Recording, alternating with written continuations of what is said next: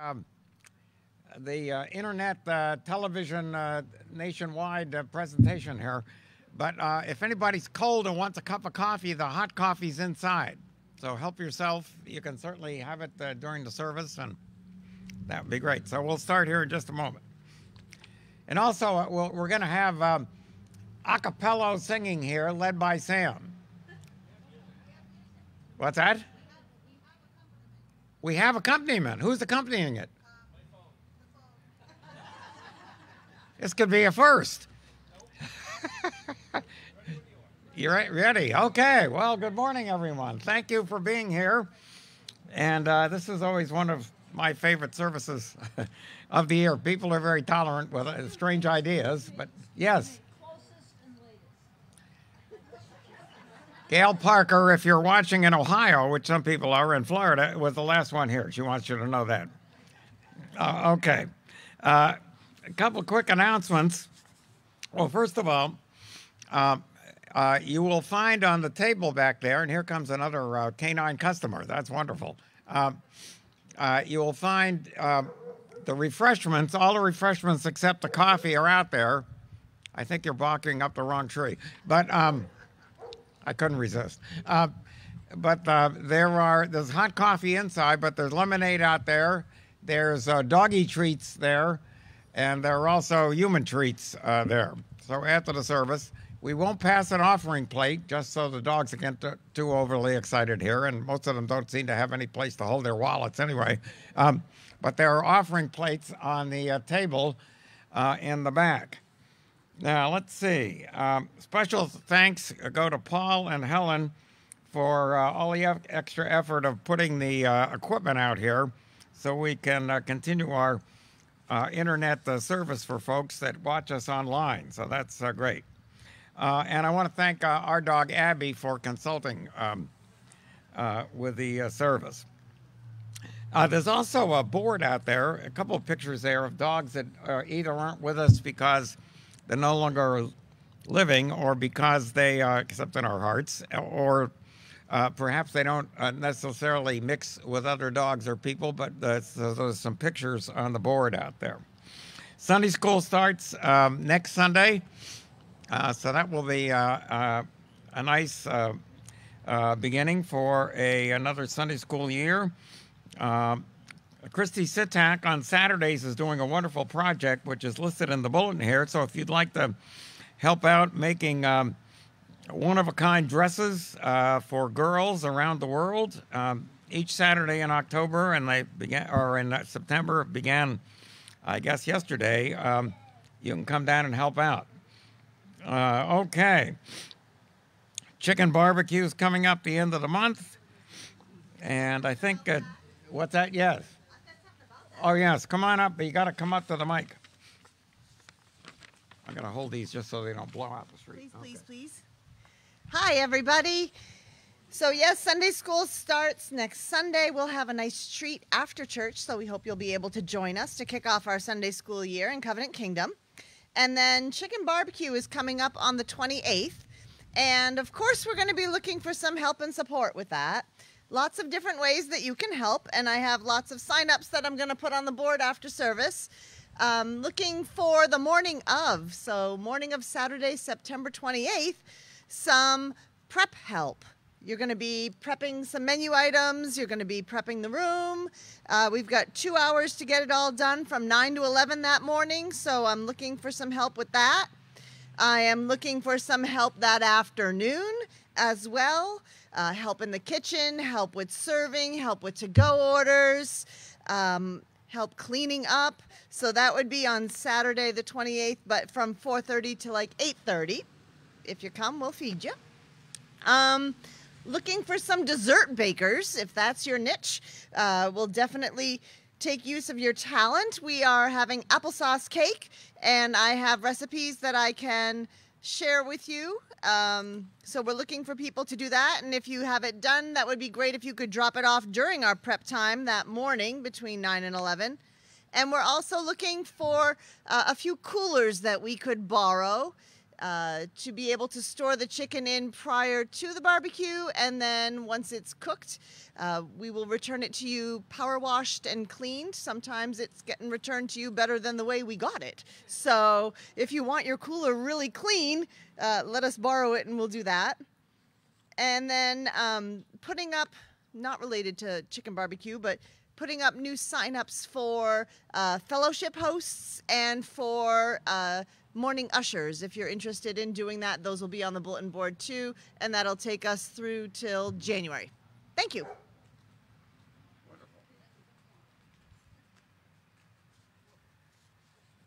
Okay, I mentioned there are things on the table if you need them. I don't know if I included in this, and I've never been able to announce this in church before, but there are poop bags available on the table there. So I thought I'd... And one of the blessings of this service is you won't have to listen to me preach. We have a guest speaker who's I'll introduce when it's time for him to come, but Peter's a great guy. A lot of you know him, and he's raised dogs all his life, he and his family, so he'll be sharing some thoughts with us. But I do have this, because I know you missed the wonderful jokes that always come at the beginning of the sermon. How many dogs does it take to change a light bulb? Now, it depends on what type of dog you're thinking of. A golden retriever says, the sun is shining, the day is young, we've got our whole lives ahead of us, and you're inside worrying about a stupid burned out bulb? A dachshund says, you know I can't reach that stupid lamp. A Rottweiler says, make me. A boxer says, who cares? I can still play with my squeaky toys in the dark. A lab says, oh, me? Me? Please, please, let me change the light bulb. Can I? Huh? Please, please. A Jack Russell Terrier. I'll just pop it in while I'm bouncing off the walls and furniture. An Old English sheepdog. Light bulb? I'm sorry, but I don't see a light bulb. Cocker Spaniel? Why should I change it? I still pee on the carpet in the dark. A Chihuahua. Yo quiero taco bulb. Or we don't need no stinking light bulb. A greyhound. It isn't moving. Who cares? And then finally a poodle. I'll just blow in the border collie's ear and he'll do it. By the time he finishes rewiring the house, my nails will be dry. And then a cat. Cats do not change light bulbs. People change light bulbs. So the real question is, how long will it be before I can expect some light, some dinner, and a massage? So, cats always get a little knock at this service unfairly, I think, but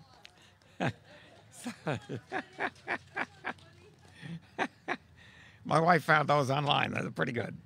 So we gather to worship in the glory of this day and to celebrate a great gift, I think, that God gives us, the gift of pets, which make life indeed fuller, much fuller.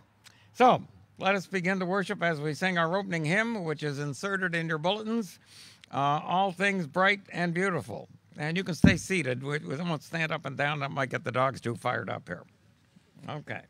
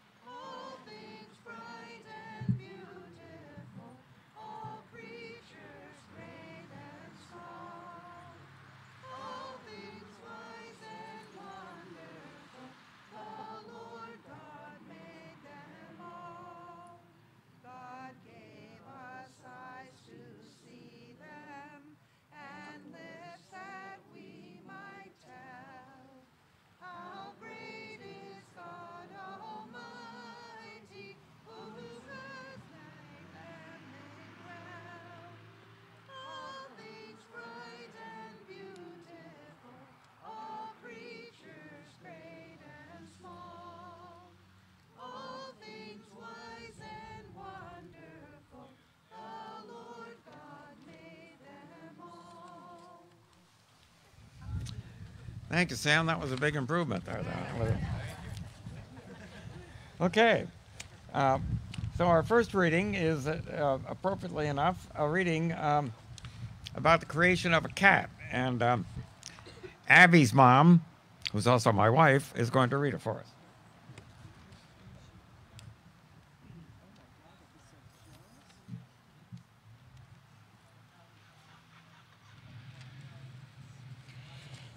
And God, can you hear? Okay. And God created cat. On the first day of creation, God created the cat. On the second day, God created man to serve the cat. On the third day, God created tuna, mice, and all the animals of the earth to serve as potential food for the cat. On the fourth day, God created honest toil so that man could labor for the good of the cat. On the fifth day, God created the ball of yarn, the feather thingy on a string, and the catnip mouse so that the cat might or might not be amused. On the sixth day, God created veterinary science to keep the cat healthy and the man broke.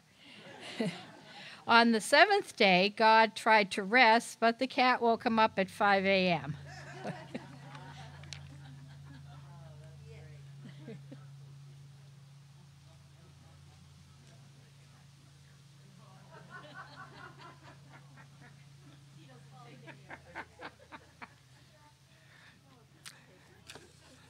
Our scripture lesson is an interesting one. It's from Job, but it's a very good one. But ask the animals, and they will teach you, or the birds in the sky, and they will tell you, or speak to the earth, and it will teach you, or let the fish in the sea inform you. Which of all these does not know that the hand of the Lord has done this? In his hand is the life of every creature, and the breath of all mankind. And here ends our reading. So this is an opportunity for people to introduce their pets. So would anyone like to introduce their pets? Just speak into the microphone there so folks in Florida and Ohio and various other locations, New York State, can hear us.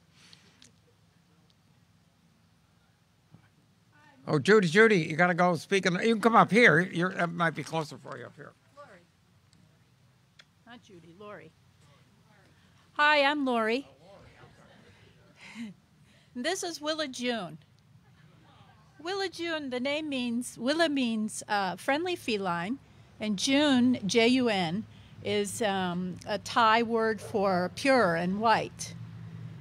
She's a Burman cat, and actually she's called a sacred Burman.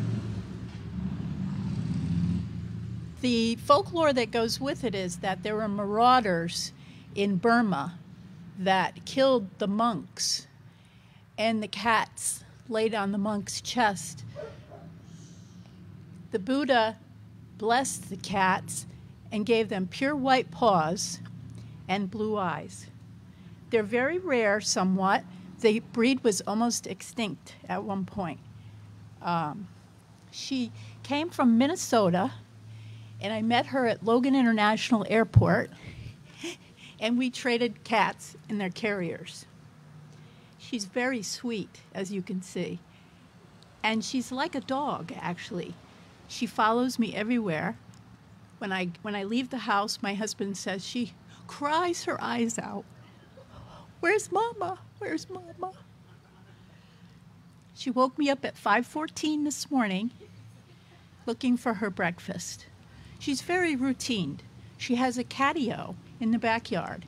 It's a 3-tiered mesh screen tent, and she sits in her catio and checks the chipmunks. We took her to the Cape Cod for 2 weeks on vacation. She sits in my lap in the car, just dozes, has a great time. I haven't had a pet for over 30 years, so she's very special to us, and we love her very much. Thank you.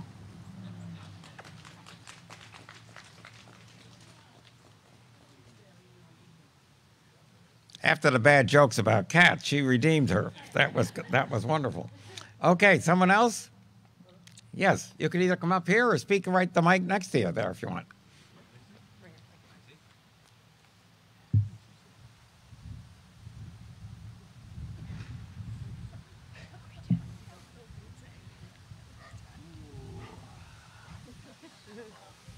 A little bit more difficult to hold than the cat. Yes. This is Zagreus. He's a very good boy. He was a rescue. The puppy mill that he came from got shut down, and he's kind of in limbo for about a year, so we picked him up. He is a previously known as a Pomsky. Is now they're trying to get accreditation, so it's an Arctic Spitz. So he's very, very fancy. He knows how to sit and stay, kinda. He is good for about a 2-minute car ride. We found out today that's the most successful car ride we've ever had with him. So that worked out really well. But happy to have him here. Yeah, man, we tried. He is just blindly terrified of the things. I think he understands the reality of what that is. Like, oh man, you're just lighting dinosaur bones on fire and rocketing down the road and protected by a thin sheet of metal and heated sand. That's a terrifying prospect. I don't think he's really thought it through, honestly. Yeah. So Zagreus is the name of Greek mythology. From I think it was Zeus's and Persephone's, Hades and Persephone's son. Yeah, and he was an escape artist trying to get out of Hades. That was his whole deal. So that's the rescue agency told us, like, yeah, you can take him, but he's on the go. Good luck. So you'll probably recognize him from my many Facebook postings on the town where I say Zag's out again. Keep your eyes out. Yeah. So that's Zag. Well done. Well, anyone else? Karen, good. Grab that. There you go. We didn't bring our pets, but we have a dog, Dude, and a cat, Zara. Dude we've had for a year. He's 4 years old. He's a rescue from Mississippi, and he's afraid of pretty much everything but Dave. And our cat, Zara, is about 12 or 13, and this is the third dog that she has helped us raise. One day, Dude got really scared and went into the office where Zara was sleeping on her bed and plopped down on Zara. And Zara, if she could have rolled her eyes when she looked at him, she would have, because she just looked like, seriously, Dude? So.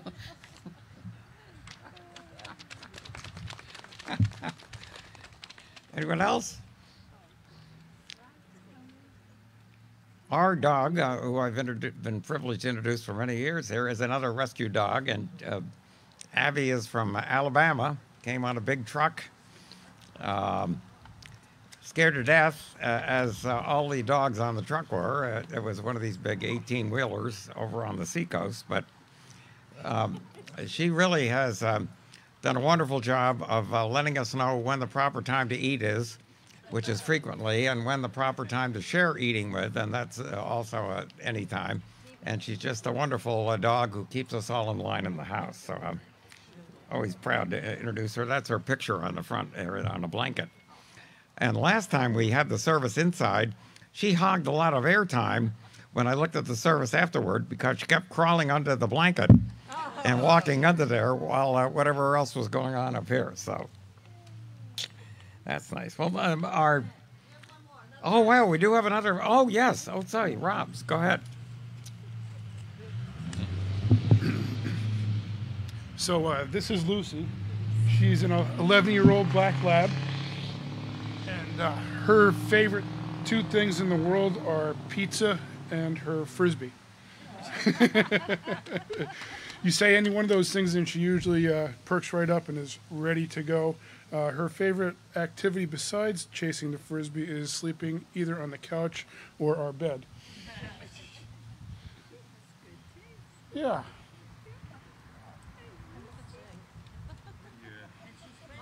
And she's friendly. Starving for attention.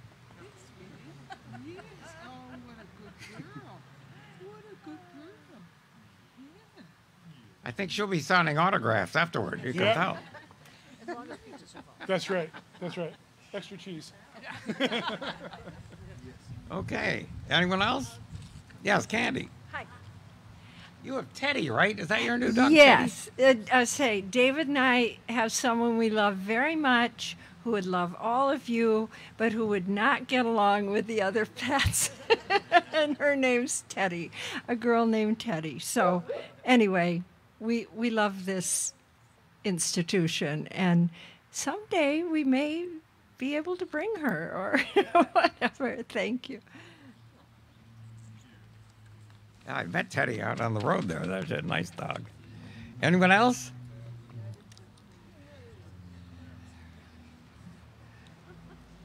Well, our next reading is a very nice one.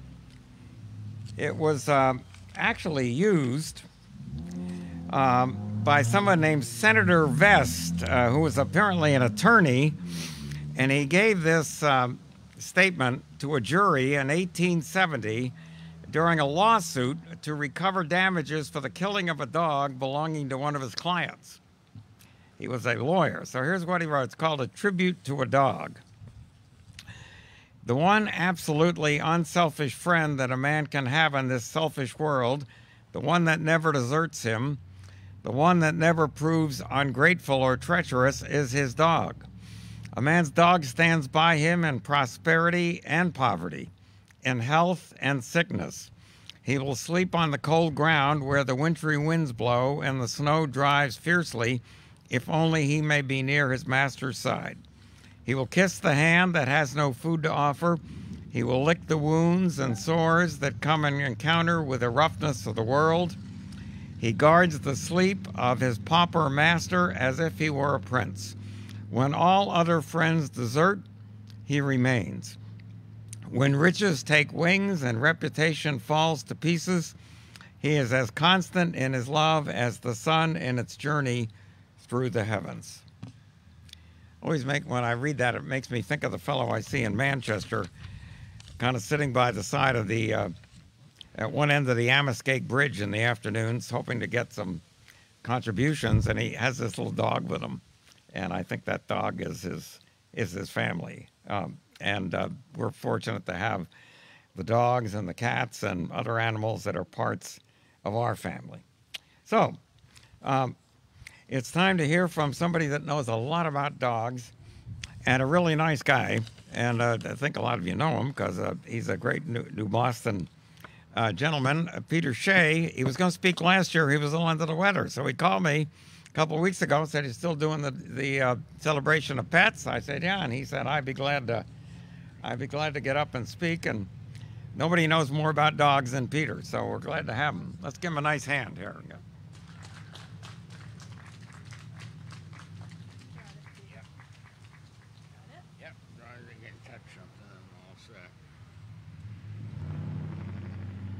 Good morning.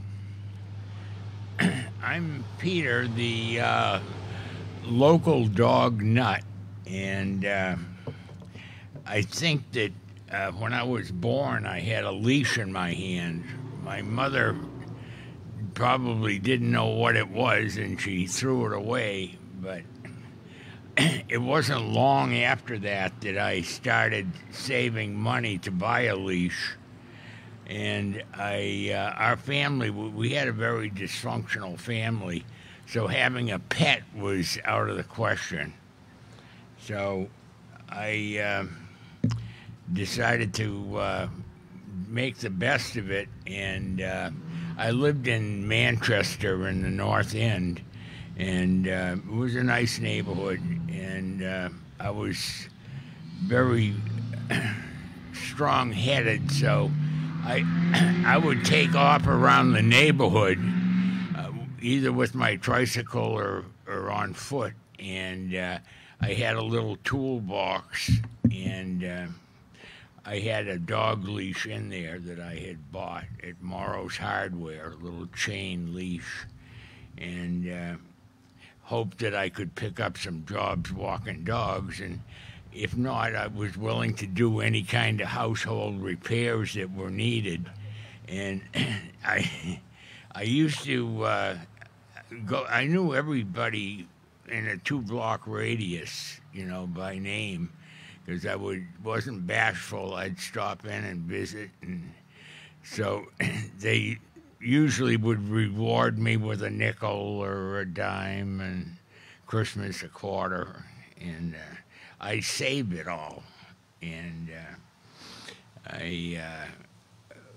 when I finally got to school, probably like I think it was the third grade, my father was a police officer, and they would give him extra work, working, him and all the other policemen, working at functions. And the Manchester Kennel Club was having a dog show at the Armory in Manchester. And he said, "Would you like to go with me?" I said, "Oh, right, yeah, I'm all set."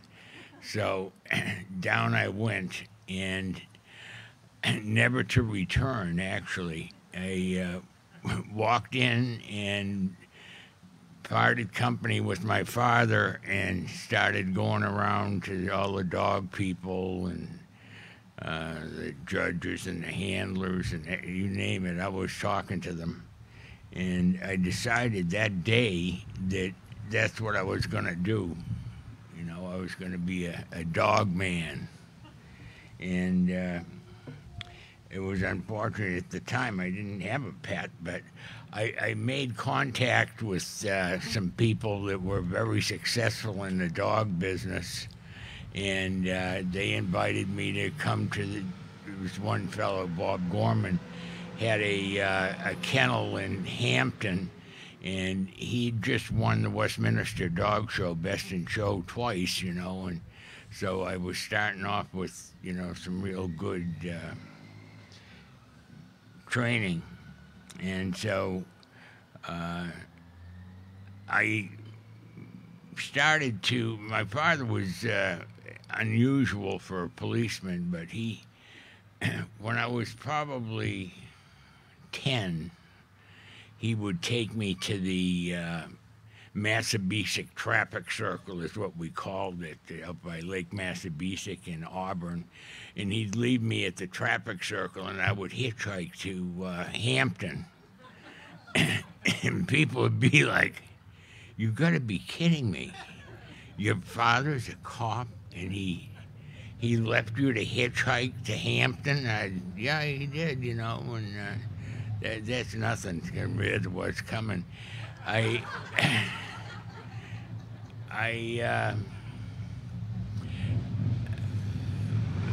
Shortly after, I don't know if I've got this all in exact order, but I used to get my friends, if they wanted to hang out with me, I'd say, "Well, we got an errand to do," you know, and sometimes we'd be going to Moreau's hardware store to get the Dog World magazine or some such thing, going to an obedience class that I'd read about and watch them training their dogs, or anything to do with dogs. I knew there was a kennel up on Mammoth Road that had German Shepherds, and I used to go up and talk to her. And so this particular day, I'm walking down Elm Street, and there's a shop had opened recently, and it said dog books, new and used.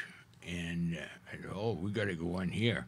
So I dragged whoever was with me in, and I got talking to the lady, and I wanted to know if there was any books about Bob Gorman, and, you know, there weren't any books about him. But she said, I told her, I said, you know, I want to work in dogs and whatever, and I probably was 10, 11 still then, and so she said, "Well, we have some Cocker Spaniels up in Suncook, and I need help with them, you know." And I go, "Oh, all right, I'm on. I'll go for that." So I used to take the bus from Manchester to Suncook and go to her house and shovel the poop and groom the poor dogs. I mean, she didn't have a clue about what she was doing. She kept them in a full-size Cocker Spaniels in a cage about the size of the top of this business here, and they never got out, you know. At any rate, I did my best with her, but it was an experience, and I taught myself how to groom a Cocker Spaniel. I'd go to the show and see what they were doing, and I'd go up and do it to her dogs. And so at any rate, her husband used to, as a sideline, he would reserve a space at the big dog shows, Boston, Madison Square Garden, Chicago International at the Stockyards. And he would do it alone. He wasn't a bruiser of a guy. And so, you know, I said, I would help you. And he said, oh, I don't know if your folks would want you going off. I said, oh, they will let me go. I said, so I finagled that. And so annually I'd go to Boston with him, and I'd help him unload his Volkswagen bus, and then I'd be off with the dog people. And if he wanted to take a break, I'd tend to the selling of the books and stuff. So I was getting to know quite a few people by that time,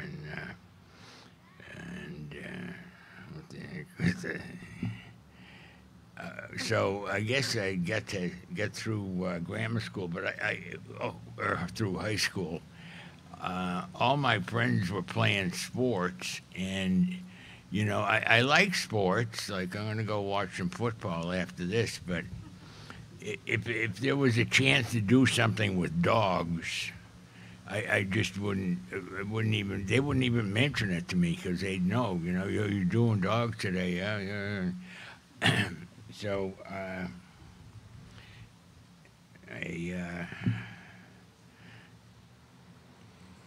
me see now. Okay, I was going to the dog shows with him. And so when I graduated from high school, one of the guys that I had met showed dogs for Consuelo Vanderbilt down in Ridgefield, Connecticut, and New York City, wherever.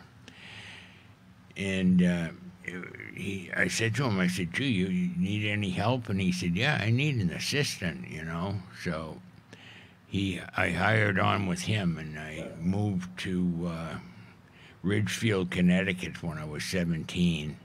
And we traveled all over the bloody place to dog shows, and I just lived and died it. And, you know, it wasn't, but, oh yeah, there was, to get the spiritual part of it in there, other than the association with the dogs, when I would show up, like at Westminster, these people, you know, that had gotten to know me and know who I was, they would say to me, Peter, are you going to church Sunday? And I say, I don't know. They said, well, we're going, you know, so why don't you come with us? And I say, all right. And so we used to go to this is when the old Madison Square Garden, you know, and the one that's there now is the new one.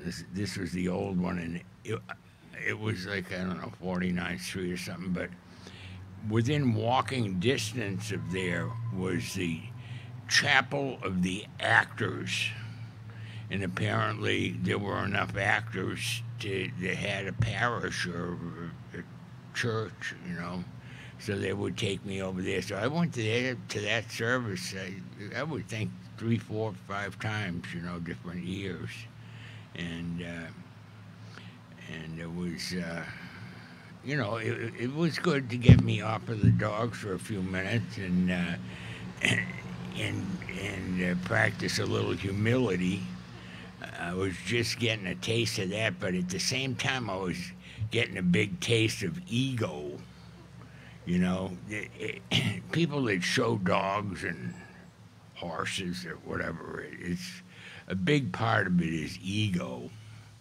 And so you know, being young, you know, I get tied up with some wild Indians, and I can remember being in the Bridgeport jail on my knees praying to God to get me out of this mess, you know, and I'll never do it again. And so it was a balance. It was a learning experience, you know. I went through one marriage, and the family I had pretty well involved in dogs, and one of my daughters from that marriage ended up going into. She's still grooming dogs to this day, and the marriage didn't last more than 17 years. It was pretty good. At any rate, I remarried, and this lady liked dogs too, and the kids do. There's two of them still there in their 30s, and they like dogs, and they like the tab that the innkeeper gives them. You know, they find that very palatable. But I eventually got where I realized, you know, that the ego wasn't doing me any good, you know. I had heard that at other places in my travels, that ego. And so I gradually weaned myself off of it, you know, off the dog shows. And eventually I got to the point where I am now, where I'm partly disabled, you know. I get up every morning at 4 o'clock, 365 days a year, and get the stew cooking for the dogs. And I'm in the kennel at 6 to put them out, unless it's when you get into the winter, we've adjusted a little bit, you know. But I took, like, over the years, everybody would have a dog, all the kids and everybody, so I just didn't really have a dog of my own, you know. I had them all, but I didn't have any. And I would let them rule how their dogs were handled. And so when I found myself kind of screwed up here, I took one of the boarders, and I said, "You've had it, baby. You're mine." And she and I bonded really. Maybe it's kind of a sick relationship. I mean, in the morning, when I go down, she stays in bed because it's too early for her. So about when Dan's walking by, she comes down to see what's going on and barks for me to open the gate for her, very annoyed. And we do things. She runs around everybody's cage to see if they left any goodies in there, and usually finds something, you know. She bosses me around, like, you know, I mean, if I'm trying to get a cup of coffee when I come up, she jabs me with her nose because she wants me to make the ice machine go so she can have a few ice cubes. And then she knows that it's time for English muffins. And so she starts jabbing me, you know.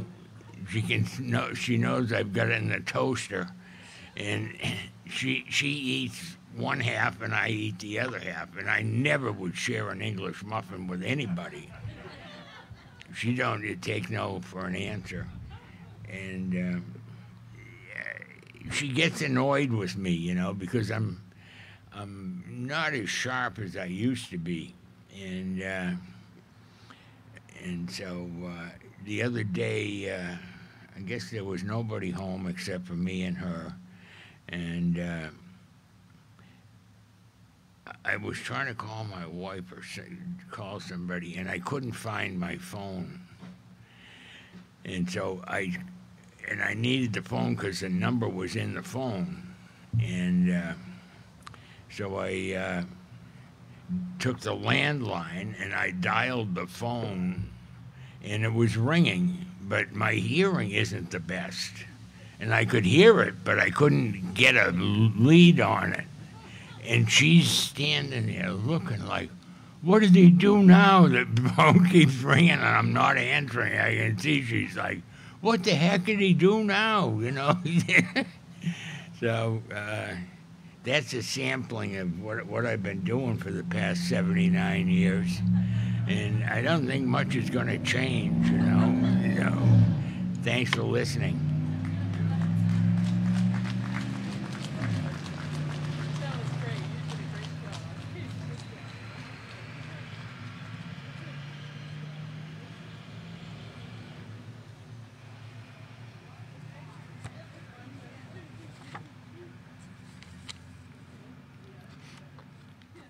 Thank you, Peter. That was wonderful. That was wonderful. So if somebody's gone to the dogs, the result is pretty good, I'd say. Thank you. That was wonderful. So we're going to say a little prayer for our pets. So if your pet is with you, just put your hands on him or her and think of the pets that aren't with us but are at home, or ones we've had before that have been special. And let us together pray. Gracious God, we thank you for these wonderful companions in life. Dogs and cats and other animals that have been such an important part of our families. We ask your blessing upon those that are with us. We ask that their lives may be long and their health may be good, and that our families might continue to benefit from their unconditional love. Bless them, we ask, in Jesus' name. And we pray together the prayer which Jesus taught us praying. Our Father, who art in heaven, hallowed be thy name. Thy kingdom come, thy will be done, on earth as it is in heaven. Give us this day our daily bread, and forgive us our debts as we forgive our debtors. And lead us not into temptation, but deliver us from evil. For thine is the kingdom, and the power, and the glory forever. Amen. Well, again, thanks to Peter. That was very, very nice. Okay, Sam, we're going to do our second hymn here, I think. We ready? Okay. Again, you don't have to stand because we don't want the pets to get too overly excited.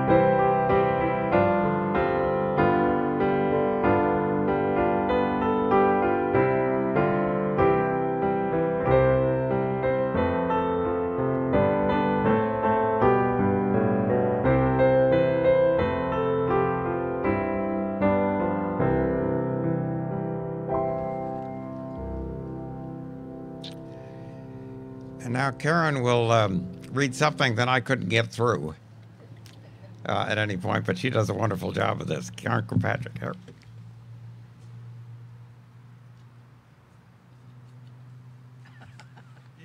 Yeah, I know. Get a little. Where you want to? Over Right here. here? They can't see me. Over here. Yeah, yes, my next life I'm going to be 5'9" with thin thighs and long tapering legs.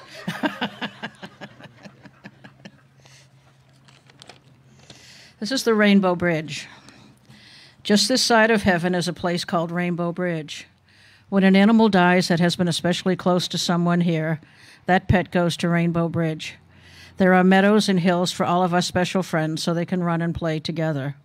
There is plenty of food and water and sunshine, and our friends are warm and comfortable. All the animals who had been ill and old are restored to health and vigor.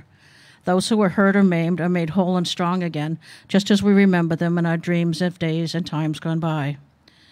The animals are happy and content, except for one small thing. They each miss someone very special to them who had to be left behind. They all run and play together, but the day comes when one suddenly stops and looks into the distance. His bright eyes are intent, his eager body quivers.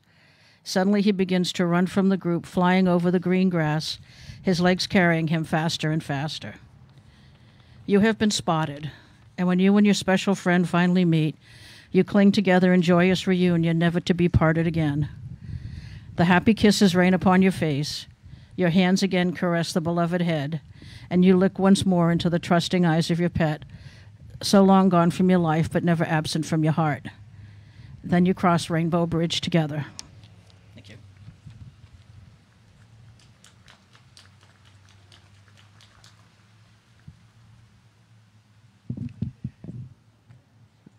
Now, before our benediction, I just want to remind you there's food for humans and dogs there. If you want hot coffee, that's inside. And thank you all for being here. So may God bless all of us, bless our homes, bless our families, which include our wonderful pets. And may God be with us all as we try to make a more Christ-like world. So go in peace, and may the Lord bless us and keep us and make his face to shine upon us and be gracious unto us and grant us peace, now and forevermore. In the name of the Father, and of the Son, and of the Holy Spirit. Amen.